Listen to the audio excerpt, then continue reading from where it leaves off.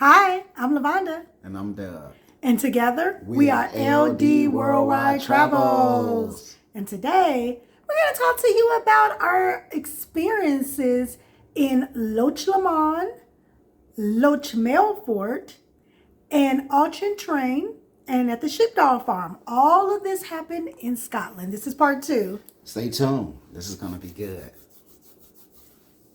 Worldwide, join us on this ride. Like and subscribe. Won't you?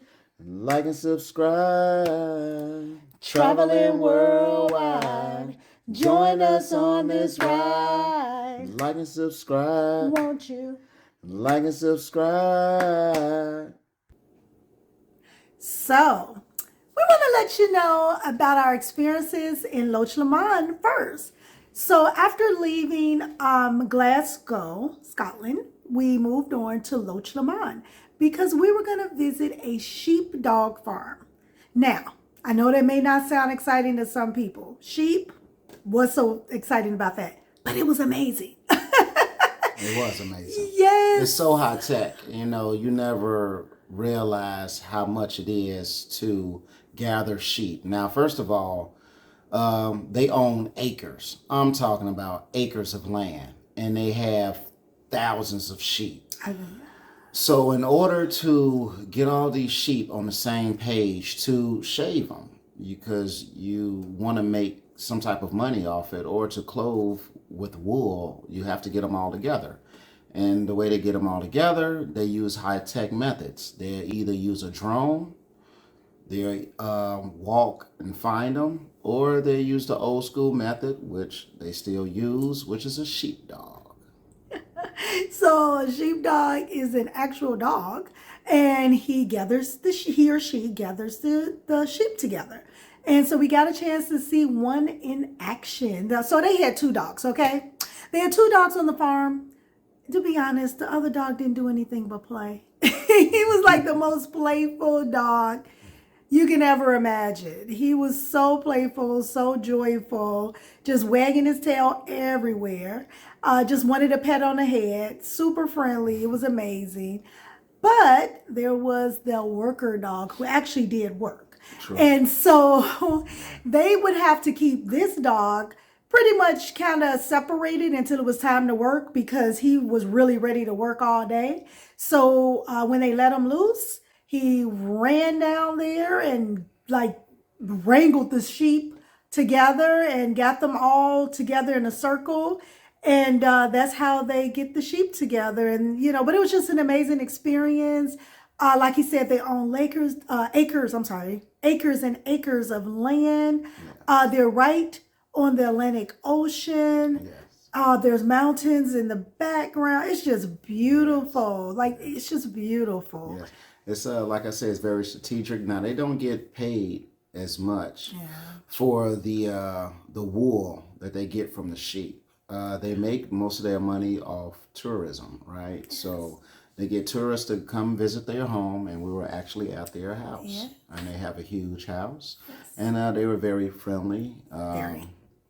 So it was family generated. It started I think this was the 11th generation, 11th if I'm remembering correctly. Yeah. So it was very, very cool, very family oriented. Yeah. Like I said, this is something that they do year round, right? So this is their job. This is what they do.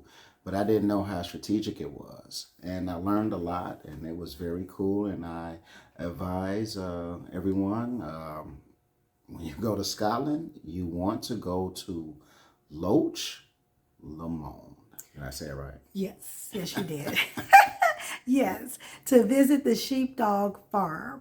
And they have been there since their family has owned this land since the 1700s. Mm-hmm. So it's just generations upon generations. And I do believe they said this is the 11th generation. Yes. But their son actually played, what's the musical instrument he was playing? Bagpipes. And no. That's what it's called. Well, he played the flute. He didn't play the, yeah, he played like the flute, but eventually they will get him some bagpipes. Yes, you start with the flute. What he was starting with was the flute. It would give him enough oxygen to breathe, Yes. because with the flute you got to keep breathing into it. But he did pretty good. Yes, so they start with the flute, is what they were explaining to us before they move up to the bagpipes. And we also learned from one of our tour guides that the cool kids over there do not play sports. You know, in America, the cool kids typically play sports. No, the cool kids over there are the ones that play the bagpipes and wear the kilts. Yes. And it's a badge of honor for them. So it's so important to travel. It really is, so that you can learn different cultures and just have an appreciation for different cultures and what that means to them. And now we know what it means to them to wear the kilt. It's definitely a badge of honor. And it's just an appreciation that I can't say that we had previously before going, but now we're so happy to understand why they wear the kilt and that it's a badge of honor. So we respect them, we salute them, we take our hat off to them for, just what they do and the way they just opened up their home country to us and the way they welcomed us in. And even the ones that was gracious enough to take pictures with us. And, they were in full dress uniform with the kilt and everything. And we asked if they will allow us to take pictures with us, and they did. And so we just appreciate them, and we want to let them know, thank you. We do appreciate you, and we respect your tradition. Yes. And thank you so much for such a warm welcome. We appreciate it. Now, we go on to the next. We're going on to Auction Drain. Auction Drain. So, Auction Drain is where the first settlers, you go and you see the first settlers and the homes that they made. It wasn't pretty much all of them like cement or siding like you see here. It was made out of bricks, right? And then on their roofs were grass or mulch, dirt, right? To keep in the warmth. And they all had fireplaces. So we took a trip there and we saw how they lived back in the day, because you all have to chop your wood if you want that. Remember, this is the early settlers, so centuries ago. Oh, yeah. So we were going, I was excited because I thought that we were just going to see the outside of the homes. I didn't know we could go inside. So things like that just excite me. I'm definitely a big kid at heart, and I enjoy certain things, and that's something that I enjoyed, really going into the homes to see how they lived. And to make it clear, these are their actual homes from the 1700s. So this is not like a duplication, like they replicated the home. This is the actual homes from that time. Because as Doug said, Scotland is a very old country, so they have so much history, and a lot of the buildings are still there and they remain. So you will see our pictures from there. There's even a baby crib that you will see from back then, made out of wood. There's a bed that you see. It actually kind of looks like a bunk bed that you would see now. It's just, old fashioned. But yeah, that was exciting to just walk the grounds and see the different houses. On top they had like grass, like the mud and grass, the mud to make it stick, and then the grass on top for warmth as roofs on top of their homes.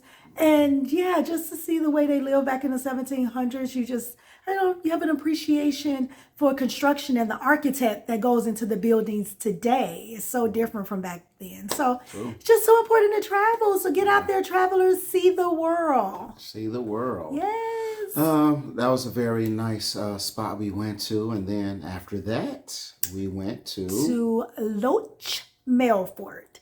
Yes. And here is country. We left the city behind. Yes. Bye-bye, Glasgow. Yeah. So you're out there, and again, this hotel it's like a motel, because the rooms you have to get to, and it's all outside. The doors are on outside. It's not like inside like your Hilton or your Hyatt, right? So it's like your motel. Yes. But however, the view behind this motel is magnificent. You're looking at hairy Coos, which we will show you pictures Which are really just hairy cows, but they call them hairy Coos. Yeah. And then you have the Atlantic Ocean with mountains you're looking at every day. It's beautiful. The food in this hotel is magnificent. They also have a whiskey bar and a bar as well. The breakfast is good as well. I get really used to eating this dish that they call, which is from sheep guts and sheep blood. Haggis. That is Haggis. their national dish in Scotland. Yeah, it's very unique. It's I think it's very from the unique. heart, lungs, and liver of the sheep. It's very unique, very unique. And they also have something, black pudding. Black pudding, Yeah, Lorne yeah, sausage. yeah. And I'm not an adventurous eater. Let me tell you, Doug is, I am not. But I actually said, you know what? I'm going to go ahead and step outside of my comfort zone and I'm going to try some different things. So I tried it all. I tried haggis, black pudding, Lorne sausage. I will say Lorne sausage is not for me. But the black pudding was good, and haggis definitely depends on how they prepare it. At the buffet, when we were at the Hilton in Glasgow, Yes. the buffet, the haggis was okay. I mean, it was good, but it's not something that I would have ordered, Yes. off of a menu. But when we went to a Scottish cultural show and they gave us breaded haggis, Yes. it was a game And changer. we will talk about that later. Yes. About our Scottish cultural exhibit, or what you'll say concert, many. But yeah, so Loch Melfort, the rooms are nice, nice size, perfect scenery, perfect view, and they also have a garden, which, like I said, this Loch Melfort, it sits on acres, right? So you go through this garden. This garden is humongous. Like, we couldn't even tour the whole thing. The whiskey there is fine. It's nice. They specialize in whiskey in Scotland. Yes. In case you didn't know, that's their thing. And haggis. Haggis is their thing. That's their That's their delicacy. national food. Yeah, and their national animal is, Harry Coos. yeah. Yes. So Loch Melfort, as Doug said, they have a world-class chef. Yeah. So the food is amazing. Yes, It is truly amazing. The view is truly amazing. It is a motel. So for our travelers, it depends on what you're looking for. If you're looking for a country atmosphere, where that's the most thing that's important to you is the view and looking at the Harry Coos, then yes, the Loch Melfort hotel. They call it a hotel, but it's in America it would be considered a motel. with no air conditioning. Yes, there's no air conditioning in the country. That's very important to know, and that's not just not just at the Loch Melfort Hotel. Right. In all of Scotland that we visited, the country hotels, motels do not have air conditioning. Not the main ones. Now, the main ones do have air conditioning, which was the No, Hilton. that's in the city. In the though. city, yeah, in the So city, yeah, yeah. the country in the country, in the country, they do yeah. not have air conditioning. If you need air conditioning in your life, you have to stay in the city, which would be in Edinburgh or Glasgow. But do not stay in Loch Lomond or Loch Melfort or Dundee. No, they didn't have air conditioning. didn't have Dundee did not. Inverness did not. So those are the areas that do not have air conditioning. Still a great time, still a great time, place to yes, visit. yes. But if you need air conditioning, you're not going to find it. As we were told that if you get hot, open a window. Open the window. That's what your grandmama used to say. Yeah, that's You're hot, right. open up the window. Drink some water. So that's what you have Yeah. to do. But as Doug said, when you go into the Loch Melfort Hotel, it's the view. It's the view. So the hotel itself is not necessarily a place where I would want to stay. The actual hotel is not my normal standard because I do like Hyatts, I do like Hiltons, but for the view, it makes it all worth the while. The view View is beautiful. is the most beautiful. beautiful view you will ever see. And also, we had a balcony, which was something that we did not have in any of the other hotels that we stayed at. We actually had a balcony, and we were able to sit out there And listen to the waves of the ocean. That's in water. Even though I can't swim, if you've been watching this channel, you know how much I love the sound of water, and Doug loves the sound of water. Yes. And so just sitting out on the balcony, listening to the water and looking at the Harry Coos, and you can see the mountains from right off of the Atlantic Ocean. And then they even had a path where you could walk down to the beach. Yes. That was beautiful. So I definitely recommend the Loch Melfort Hotel. Let me make that clear. I definitely recommend it, but I do think it's recommended for anyone who maybe the accommodations does not have to be 5-star. If your accommodations have to be 5-star, then I'm going to say you don't want to stay there for 5-star. Yeah. The food is 5-star because they have a first class chef.